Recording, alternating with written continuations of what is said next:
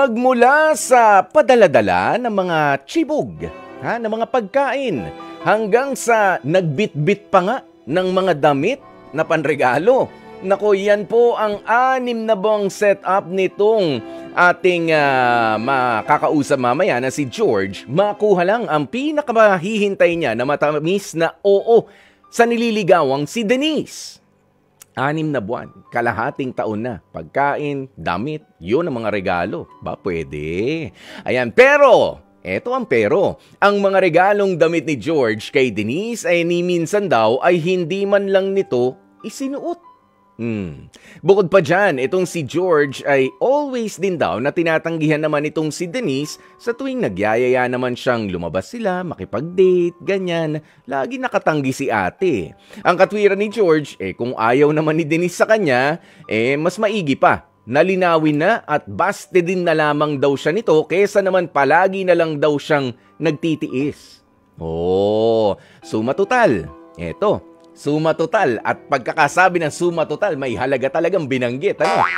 Nasa 5,000 piso na raw. 5,000 pesos na ang nagagastos nitong si George. Makuha lang yung matamis na oo nitong si Denise. Naku po, ayan na, nag-compute na si Manliligaw. Nag-compute.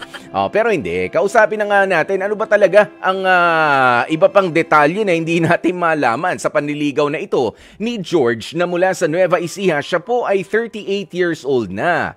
Kaya naman, nasa linya natin ngayon si George. George, magandang tanghali sa'yo. Astig na tanghali mula dito sa Heart to Heart. Magandang tanghali din naman po. Ayan, Kuya George, nako ikaw ay halos kalahating taon na nanliligaw dito nga kay Denise. Ano bang sabi niya? Alam ba niya na nanliligaw ka o baka naman paabot-abot ka lang ng gamit? Hindi naman niya alam ang intensyon mo. Alam naman po niya, sinabi ko naman po sa kanya na ang inaano ko lang naman po sa kanya, may pag-asa talaga ako sa kanya. Kasi almost 6 months na ako niligaw sa kanya. Lahat na lang ng dadala ko ng regalo, mga tapos yung mga binibigay ko sa kanya, hindi na ginagalaw, hindi na sinusuot. Tapos may pagkain, hindi na Hindi mo rin nakikitang kinakain. Baka naman sinusuot kapag lumalabas siya, ganyan. Ano ba yung mga damit na bibigay mo sa kanya? Baka mga pang-alis. Natural, kapag sa bahay, magpapang-alis ba siya? Hindi po. Sandali, balik mo. Okay. Kuya George, balik muna tayo dun sa una. Saan mo ba nakilala itong babaeng si Denise na nililigawan mo? Ilang taon na rin itong si Denise? 27 po. Okay, 27 years old, ikaw ay 38 years old, hindi naman ganong kalayuan. Ayan, pero yung pag-uumpisa, naging kaibigan mo muna ba itong si Denise o talagang total stranger, hindi mo kilala o inireto lang ng isang kaibigan? Paano? Kwentuhan mo kami. Inano ko muna siyang isang kaibigan. Kaibigan ko muna siya. Tapos yung pagkakaibigan namin, parang tumatagal, nahulog na yung loob ko sa kanya. Saan ba kayo nagkakilala ni Denise? Sa mall lang. Okay, saan sa mall? Ano ba, nagtatrabaho ba siya sa mall? Ikaw ba nagtatrabaho doon? Nag-meet lang po kami. Nag-meet lang po kami sa mall. Pero bago kayo nag-meet, saan kayo nagkakilala? Ano ba to? Yung mga online dating din o hindi online naman? Lang po. Online lang po. Ayan, online dating app. Pagkatapos, nag-usap, magkita sa mall, at nung nagkita kayo sa mall, nagkapalit na rin kayo ng number. Tama? Opo. Kumain kayo nung nasa mall kayo, nung first time na nagkita kayo? Kumain naman po kami. Di nakapag-date na kayo? Friendly date kahit papaano? Friendly date lang naman po. Syempre naman. Nakapag-friendly date na kayo noon. Hindi na namin meet nasundan pa ba yon? Hindi na? Hindi na po. Pero pinapayagan ka niya na makapunta sa bahay nila? Hindi din po paano ka nakakapagbigay ng gamit?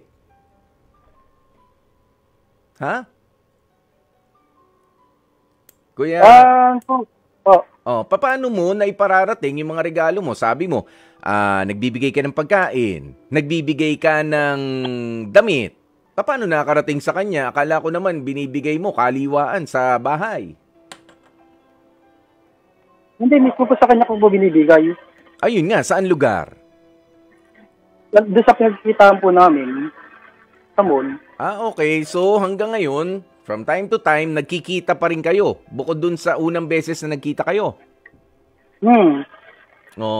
Pumapayag naman siya. Anong mga ikinikilos niya? Anong mga pinagkikwentuhan ninyo kapag kayo ay nagkikita ulit doon sa lugar na yon, sa tagpuan?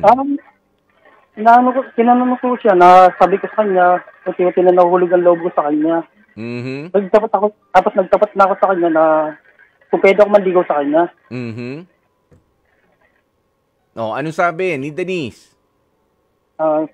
Sabi niya sa akin, hindi pa daw siya handa. Hindi pa handa. Okay. Pero, bago mo sinabi yan, yung mga ibinibigay mo sa kanya na pagkain, na damit, nakapagbigay ka na, tama? Opo. Nakapagbigay ka na. So, malinaw naman na yan, kahit hindi ka na magsabi.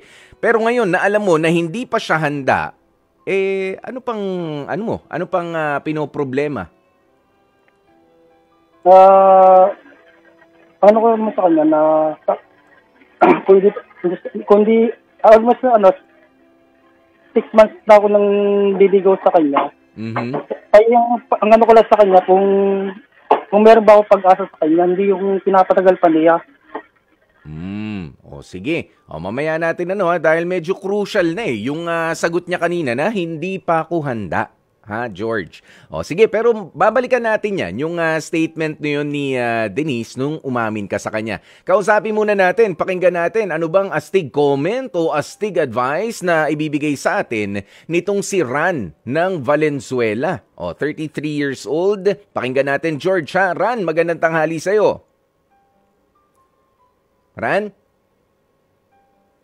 Tumakbo yata si Ran. Ran? Ayan, nawala sa linya natin si Ran. Sige, balik muna tayo dito kay George. George. Ayan. Sige, mamaya natin i-entertain yung mga callers natin. Basta pwede po kayong tumawag para mapayuhan, matulungan po natin itong si George din.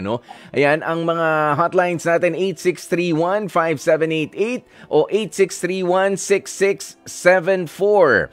Sige, kwento pa tayo. Balik, mga ilang beses na kayo nagkakikita nitong si Denise? Kung susumahin mo, George. Siguro mga 4, bali 5 na. Sa 5 beses na yon, so nung first time, hindi ka naman syempre bumili pa muna ng damit para sa kanya. Dati kami nagkikita, binibigyan ko siya ng mga damit. Damit. Tapos, pero paano mo nalaman yung sukat niya? Tinanong mo ba? Ay baka naman kaya hindi niya pala isinusuot, baka hindi naman pala kasya. Ha? Hindi naman, nakikita ko naman siya Siguro naman, kasya naman sa kanya kasi pag bumibili ako sa mga mall, inanok muna din sa mga, tatanong din muna ako. Okay. Sige, nandyan na tayo. Pero pagkain, yung mga pagkain ba nabibili to sa mall o pinagluluto mo pa siya ng espesyal? Ano po? Yung mga pagkain na binibigay mo sa kanya, luto mo ba? O yung mga espesyal na, lutong espesyal mo? O yung mga nabibili na lamang din sa mall? Mga take-out, ganyan? Mga take-out lang. Yung mga take-out na lamang din. Kasi hindi naman din natin maalis dito kay Denise, na kapag kaluto mo, baka kung anong ginawa. Tsaka hindi naman din yata maganda na dun mismo sa harap mo kakainin. Yung, 'di ba? Hindi rin. Siguro kung mag-share kayo, ganyan, pumayag siya. Yun. Kaya natin inaalam yung mga bagay na ganito, George. Kasi meron kasi talagang ibang mga tao na sasabihin sa'yo straight to the point, nang wala nang paligoy-ligoy pa. Wala kang pag-asa sa akin, busted ka na. 'Di ba? May mga taong ganun Pero itong si Denise, yun nga ang pagsagot niya sa'yo kanina Yung sabi mo na hindi pa ako handa. Siguro, nag-enjoy lang siya doon sa pagkakaibigan ninyo. Ayan, pero kung manliligaw ka, hindi pa ako handa para sa ligawan portion. Teka lang, ay matatanggap mo ba yon? Kung matatanggap ko naman po. Oo. Ang sa akin lang po talaga, yung kung ano siya, na kung may pag-asa ako sa kanya, hindi pinapatagal pa niya. Kaso nga hindi pa handa. So, pagkakaibigan lang ang may offer niya sa'yo, di ba sagot na rin yun? Oo nga po. Diba? Ayan, pero ito, basahin muna natin ng ilan sa mga reaksyon ng mga kapatid natin dito sa comment section naman sa FB. Sabi ni Maria Luisa Patricio, ang hashtag astig advice ko, mukhang, dahan-dahan lang sa pagbibigay. Sa magiging akala mo ay siya na ang future mo. Dahil sa huli, hindi naman pinapahalagahan pala yung mga binibigay mo. So, dapat siguraduhin mo yung feeling nitong si girl na meron din siyang feelings for you kasi wala din niyang halaga. Lahat daw ng binibigay mo walang halaga kung di naman siya seryoso sa'yo. Kaya kuya, dahan-dahan ka lang rin. Yun lang naman. And God bless sa'yo. Yung ba mga binibigay mong gamit, hinihingi niya o ikaw kusan loob binibigay mo? George? Oo. Yung ba mga binibigay mo sa kanya, gamit, damit, kusan loob na binibigay o nire-request niya? Basta ako binibigay sa kanya. Kusang loob na ibinibigay. Sige. Si Concepcion Toledo, sabi niyang hashtag astig advice ko, Kuya George. I don't blame you at first at dahil in love ka eh. Kaya umiibig ka, pero kung ilang buwan na at napapansin mo, wala naman nangyayari, mag-move on ka na.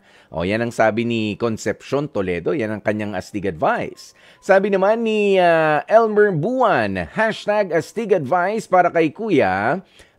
Alam mo kuya, kung ang isang babae ay gusto ka, kahit na wala kang ibigay sa kanya, ay sasagutin ka niya. Siguro kaya tinatanggap niya mga binibigay mo ay dahil nahihiya lang siya, natanggihan ka. Dahil ayaw ka lang niyang masaktan. From Lorraine ng Binyan City, Laguna. Ano mo ba yun? Na-absorb mo yung sinasabi ng mga kapatid natin? Sa comment section? George? Ayan ha. Ito, kausapin muna natin si Angel ng Mandaluyong, 31 years old. Meron din siyang astig advice o astig comment para sa atin. Angel, magandang tanghali sa'yo. Magandang tanghali din po. Ano bang maipapaalala? Ano bang astig advice mo para dito kay George? Siguro po, from the start na nagbigay na siya, siguro yung mga 1 or hanggang 3 pagbibigay is naramdaman niya pala na hindi naman pala siguro siya gusto or hindi, kasi kung alam niya palang hindi naman ginagamit o hindi niya nakikita, siguro makaramdam na lang po siya na hindi siya gusto nung babae po. Siguro hindi na para siguro tumagal ng marami pang gastusan or marami na siyang naibigay.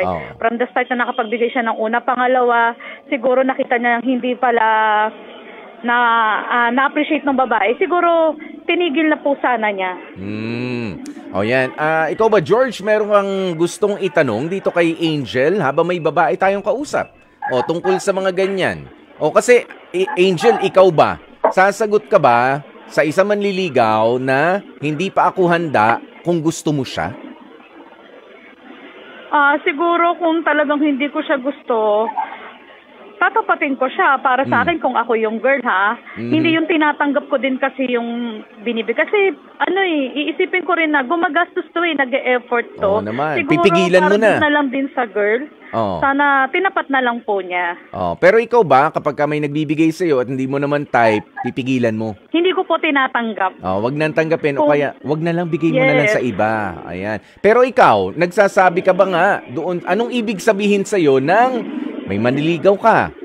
Ang sinagot mo, Ate Angel, hindi pa ako handa. Ano ba talagang ibig sabihin yung mga babae doon sa statement yun? Hindi pa ako handa. Kasi doon naguguluhan ton si George eh. Hindi pa siguro talaga siya ready para pumasok sa isang commitment pa. Siguro hindi pa, or tamang sabihin, hindi niya siguro gusto yung lalaki. Yan, okay. Baka ganoon, ano?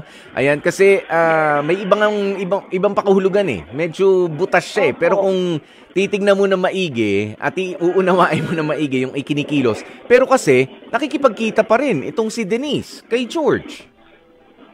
Diba? Pwede ba yun na pakikipagkaibigan lang ang gusto ng isang babae at hindi naman talaga bilang manliligaw? Pwede ba yun, Angel? Siguro kung pakikipagkaibigan talaga yung intention ni ate girl or yung sinasabi ni kuya, sana na lang, hindi na lang din niya tinatanggap yung mga gifts na parang yung binibigay ni kuya. Kasi Pero Angel, Angel, hindi ka manghihingi.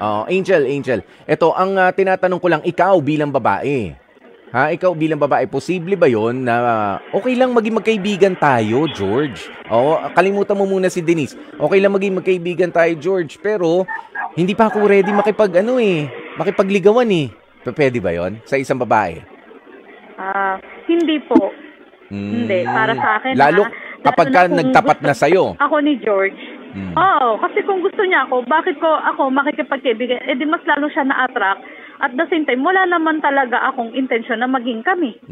Di po ba? Okay. Ayan, maraming salamat sa sagot mong yan, ano? Angel ng Mandaluyong.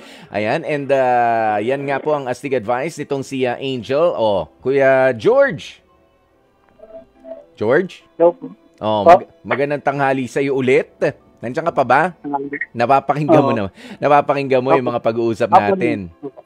Yung astig comment na yon ni Angel na kung pakikipagkaibigan lang, siguro nga dapat pinipigilan ka na niya na, sige magkikita tayo, George, pero huwag ka na magdala ng damit, huwag ka na magdala ng pagkain, magkita na lang tayo dahil gusto kita bilang isang kaibigan, hindi pa gusto bilang isang makakarelasyon. Kasi yun din ang sagot, di ba, nitong si Denise. Hindi pa siya handa. Okay? Kaya ikaw ba, malinaw na sa'yo kung ano talaga kayo nitong si Denise? Tama din po yung sinabi ni ate. Malinaw po sa akin. Mas malinaw na sa'yo ngayon na pwede nga nakikipagkaibigan lang siya, pero hindi pa talaga pang ligawan. Opo. Unang-una, alam mo, ito bilang lalaki, okay lang na ikaw naman ay nagbibigay lang rin ng something, pero kumbaga, yun lang kinakaya. Yan ba mga ipinamigay mo ay ipinangutang mo pa o galing naman sa pinagtrabahuhan mo? Galing naman sa pinagtrabahuhan. Yan, pinaghirapan mo. At isa pa, nandun na tayo. Sabi mo nga suma total nasa mga 5,000 na rin na nagagastos mo. Makuha lang ang matamis na oo ni Denise. Alam mo, ang tayo mga nanliligaw, mga kalalakihan, ay hindi tayo anong tawag mo rito? Hindi natin yan kinocompute. Ang tunay na nagmamahal o naniningal ang pugad, hindi nagko-compute yan. Ganoon. At alam mo dapat kung kailan magbibigay, kung kailan wag na lang muna, hindi naman kailangan, makapag-usap lang tayo. Ayan, pero kaya nga tinatanong ko na sa'yo kanina nagre-request ba sa'yo tong si Denise? Dahil kung nire-request niya, bili mo ko nito, bili mo ko niyan, gusto ko nito, tapos magkita tayo. Sasabihin ko na sa'yo, niloloko ka lang yan. Diba? Po. Tama. Pero kapag ka naman ikaw kusan loob na nagbibigay, wag mo nang i-compute. Wag mo nang tutuusin. Yung mga ibinibigay mo. After all, hindi niya yan hiningi sa'yo. Tama? Okay, sa susunod. Okay, pero ito pa, George. Malinaw na ayaw pa na magpaligaw nitong si Denise. Ito ang astig lesson natin dito, kahit gaano ka pa katagal na manligaw, kahit gaano ka pa katagal na makipagkaibigan, ang tunay na pagmamahal, ang tunay na paniningalang pugad o panliligaw ay kayang maghintay kahit ilang taon pa ang abutin niyan. Kakayanin mo kaya? Pero, eto na muna. Hindi na natin hihingin ngayon ang sagot mo dyan. Pero, ang mensahe mo na lamang dito kay Denise, ang yung astig na message para kay Denise, yun naman ang sabihin mo, George, sa pagkakataong ito. Go ahead. Kay Denise, ang sabi ko lang naman kay Denise. So, sabihin na lang niya sa akin kung kung may pag-asa ba ako